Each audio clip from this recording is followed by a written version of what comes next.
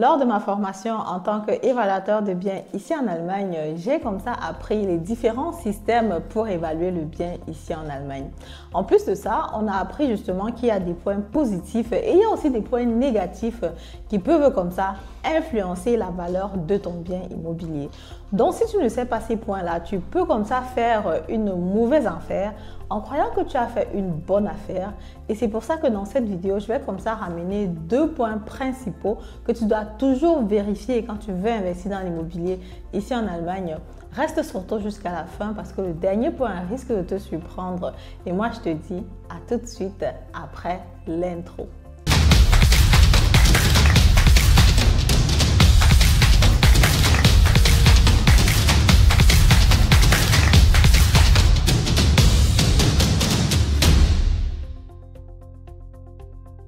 Alors, salut à toi, si tu ne me connais pas encore, mon nom c'est Madeleine Ntedem, je suis investisseur immobilier, entrepreneur dans le domaine de l'immobilier, auteur du livre Devenez millionnaire avec l'immobilier. J'ai investi dans l'immobilier en Allemagne, au Cameroun, et pour toutes les personnes qui veulent emprunter le même chemin que moi, je peux comme ça vous accompagner sur votre acquisition immobilière ici en Allemagne. Aujourd'hui, je suis très fière d'avoir accompagné plusieurs personnes, plusieurs profils différents, que ce soit des personnes célibataires, mariées, en couple, juste hommes, femmes, qui me font confiance comme ça et avec qui j'arrive comme ça à aller jusqu'à leur première ou alors deuxième ou alors cinquième ou alors 10e acquisition immobilière. C'est vraiment toujours assez intéressant et surtout quand on se rencontre, que ce soit à la conférence ou à la fête de Noël qu'on a eu récemment, c'est toujours vraiment assez intéressant. Si tu veux le concret, si tu veux passer à l'action, ce que je te propose de faire, c'est de prendre la séance de consultation gratuite qui me permet comme ça de te connaître, qui me permet de te présenter les biens immobiliers qui se trouvent dans mon réseau et là tu me dis si tu es intéressé ou pas. J'ai aussi la formation en ligne Investir en immobilier comme un pro. Et aussi, tu peux comme ça prendre un accompagnement sur l'achat du bien immobilier. Bref, contacte-moi tout simplement. Les informations sont en barre de description. Avant de commencer dans la vidéo, je vais d'abord te souhaiter une bonne et heureuse année 2025 parce qu'effectivement, oui, on l'a fait. L'année 2024, elle est finie. Je ne sais pas très bien quels étaient tes objectifs, si tu les atteins ou pas. Mais bon, il est important en 2025 de retrousser les manches et aussi naturellement de travailler pour pouvoir atteindre des objectifs encore plus importants. Et si l'investissement immobilier fait partie des points, des choses, des réalisations que tu veux faire, que ce soit pour toi, que ce soit pour ta famille, que ce soit pour ta retraite, que ce soit pour plus tard, tu peux me contacter. Les informations sont en barre de description. Voilà, on va parler comme ça dans cette vidéo de 2 points qui peuvent comme ça réduire la valeur de ton bien immobilier drastiquement et que tu dois toujours regarder quand tu veux investir sur l'immobilier. Sinon, tu risques de faire une mauvaise affaire et croire que c'était une bonne affaire. Le premier point, c'est le bail épizootique. Tu te poses certainement la question de savoir, ça c'est encore quoi? Je donne tout simplement le mot en allemand, c'est tout simplement le Erbpacht. Quand tu vas acheter un bien immobilier ici en Allemagne, c'est possible que tu voies que sur le titre foncier, c'est écrit là-dessus Erbpacht. Sur ce type de bien immobilier, il va donc falloir que tu comprennes ce que ça signifie. Dans ce type de bien immobilier, le terrain ne t'appartient pas. Le terrain va appartenir à la commune, à l'église ou alors à l'État. Donc, ça veut dire que si tu construis ta maison là-dessus, ce n'est que la maison que tu as construite à l'intérieur qui t'appartient. Le sol en lui-même ne t'appartient pas. Tu vas payer un bail de façon mensuelle par rapport à ça pour avoir l'autorisation d'utiliser le sol. Si tu achètes un bien immobilier par contre qui est locatif et qui est sur un bail épizootique ou alors Erbpacht, c'est que naturellement voilà, le sol ne t'appartient pas, quoi. C'est juste le bien immobilier en soi qui t'appartient. Maintenant, le risque ici, c'est qu'effectivement après la durée du bail, tu ne sais pas exactement ce qui va se passer. La durée de bail généralement est assez longue.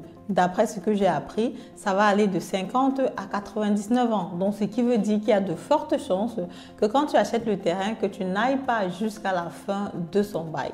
Et à la fin fin du bail, le propriétaire du terrain peut décider de faire ce qu'il veut du terrain, quoi. Donc directement, si par exemple tu as construit ta maison sur un airpack et que à la fin de la durée du bail, je ne sais pas, peut-être tu as laissé à tes enfants, l'église ou la commune peut comme ça décider que voilà, vous devez partir avec votre bien parce qu'elle veut utiliser le sol pour faire autre chose, quoi. Ou alors elle vous donne tout simplement une commission ou alors un dédommagement par rapport à ça pour que vous libérez naturellement le terrain. Les terrains airpack sont des terrains qui vont être généralement très bien situés. Ce sont des terrains où la ville, la commune, l'église a envie d'avoir de la mainmise là-dessus. Elle ne veut juste pas que ça parte aux étrangers ou alors à d'autres personnes comme ça. L'État veut avoir la mainmise là-dessus parce que éventuellement peut-être c'est assez stratégique et c'est pour ça que l'État veut décider par rapport à cela. Les terrains, les biens immobiliers qui vont être sur un airpack ou Grundstück, donc sur un titre foncier avec le airpack, vont être moins chers. Donc généralement c'est assez intéressant. Donc généralement quand tu vois l'annonce en ligne, tu vois le prix, tu te dis waouh, c'est certainement que je suis en train de faire une bonne affaire. Mais si tu ne regardes pas bien dans les détails, tu peux ne pas voir qu'il s'agit ici voilà, d'un airpack ou alors d'un bail épithéotique, comme on dit en français. Voilà, donc, et ça, c'est un point qui va considérablement réduire la valeur de ton bien immobilier parce que sur le marché, il n'y a pas plusieurs personnes qui veulent acheter ce type de bien. C'est toujours un point où les personnes disent non, si je veux déjà investir beaucoup d'argent pour acheter un bien immobilier, c'est bien que le bien immobilier et le sol, naturellement, m'appartient. Parce qu'effectivement, quand tu as la valeur des deux, voilà, tu as les avantages fiscaux comme l'amortissement et tout le reste. C'est vrai qu'on amortit beaucoup plus l'édifice que le sol, mais comme toi-même tu sais, le sol prend en valeur sur le temps. Donc quand tu as juste l'édifice, c'est pas très intéressant. Naturellement, le bail, puis te dit que tu payes aussi dans le airpack, que tu payes à l'État ou alors à la commune ou alors à l'église. Je ne sais pas s'il y a d'autres institutions qui font ça.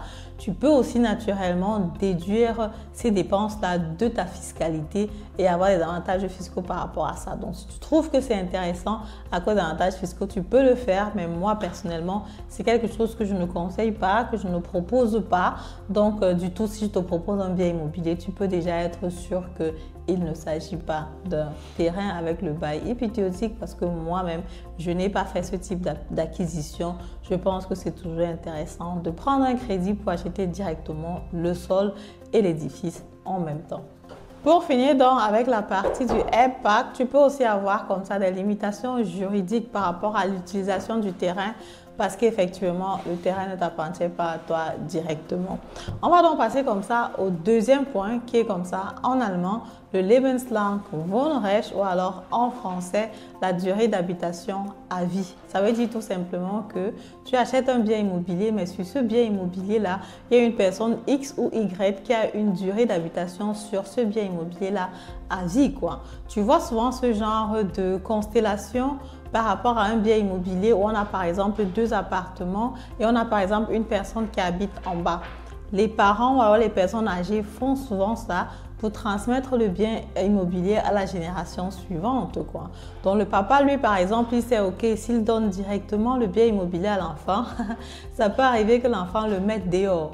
Donc du coup, pour pouvoir pallier à ça ou bien pour ne pas arriver face à cette situation difficile, ce qu'il fait, c'est qu'il dit, ok, je transmets le bien immobilier à toi, mon fils, ou alors à ma fille.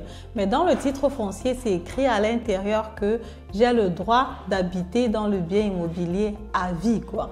Donc là, c'est ce qu'on appelle le Lebenslang Wohnrecht. Et ça diminue naturellement la valeur du bien immobilier considérablement parce que voilà, on ne sait pas combien de temps la personne va encore vivre dans le bien immobilier, quoi. Et il n'y a personne qui veut vivre dans un bien immobilier avec forcément une tierce personne. Je me souviens une fois, j'ai visité un bien immobilier de ce genre. La personne qui faisait visiter disait, ok, oui, il y a quelqu'un qui habite à l'intérieur, mais bon, peut-être la personne a déjà 80 ans, donc voilà, peut-être ça peut arriver que ça aille plus vite, quoi. Bref, ce sont aussi les réalités de l'investissement immobilier. Ce que j'ai trouvé pas très cool, pas très intéressant, mais bon, ce sont les réalités du business. Donc, ce qui se passe, c'est que voilà, tu transmets le bien immobilier à une autre personne, mais en te rassurant que tu peux encore habiter dans le bien immobilier. Même les banques vont difficilement financer ce bien immobilier parce qu'effectivement, il y a un paramètre qui est connu et on ne sait pas combien de temps ça va durer comme ça. Ce qui est sûr aussi, c'est que lorsqu'on a un Lebenslang Wohnrecht ou alors une durée d'habitation à vie sur le bien immobilier, le patrimoine va toujours rester à la personne qui a acheté naturellement, mais tu n'as pas la possibilité de louer la pièce à une autre personne, quoi. Donc une autre personne ne peut pas utiliser ce bien immobilier. Donc si la durée d'habitation a été donnée pour une personne X ou Y, la personne ne peut pas louer la maison à quelqu'un d'autre, quoi. Donc la personne doit vraiment utiliser le bien immobilier. Donc voilà, c'est ça. Ce sont comme ça les deux points que je voulais partager avec toi dans cette vidéo qui peuvent comme ça baisser considérablement la valeur de ton bien immobilier. Ce que je te conseille, c'est justement de regarder en détail à chaque fois quand tu veux acheter le bien immobilier. Et aussi, pour aller plus loin, il y a d'autres points que je n'ai pas cités dans cette vidéo et qui sont aussi tout aussi importants. Je te les partage en coaching ou alors en consultation. L'heure de consultation va coûter 115 €. Tu trouves comme ça les coordonnées en barre de commentaires. Avec ça, ce que je fais, c'est que je regarde avec toi toute la documentation pour l'achat de ton bien immobilier. Donc, ça veut dire titre foncier, titre de partage de biens. Bref, tout ce qui va avec pour voir, ok, est-ce que tous les points sont conformes, quoi. Pour toi qui veux par exemple un premier investissement immobilier, ça peut être beaucoup de documents en même temps. Mais bon, vu que c'est quelque chose que moi je fais assez souvent, j'arrive à voir déjà, ok, qu'est-ce qu'on regarde rapidement, qu'est-ce qui est important, qu'est-ce qui est moins important, qu'est-ce qu'il faut que je sache, quoi. Où est-ce qu'on met généralement ce genre de petits pièges. Je peux détecter assez rapidement et généralement en 1 heure, maxi 2 heures de coaching, on a comme ça résolu le problème et je peux déjà te dire, ok, à ce point, il faut faire attention. Ici, il faut moins faire attention. Et pour les biens immobiliers que je te propose de toutes les façons qui sont dans mon réseau, tu n'as pas de crainte à te faire. En général, j'ai déjà vérifié tout ça en background, si bien que je te propose tout simplement un bien immobilier sur lequel tu peux investir et te faire de l'argent sur le long terme parce qu'effectivement, comme vous savez, l'immobilier, c'est le long terme. L'immobilier, il ne faut pas être pressé. L'immobilier, il faut y aller tout doucement. Voilà, je vous dis comme ça. Merci de m'avoir écouté jusqu'ici. Si la vidéo vous a plu, comme d'habitude, je vous invite comme ça à partager la vidéo, liker la vidéo, commenter la vidéo et puis on se dit à très bientôt pour la prochaine vidéo. Au revoir.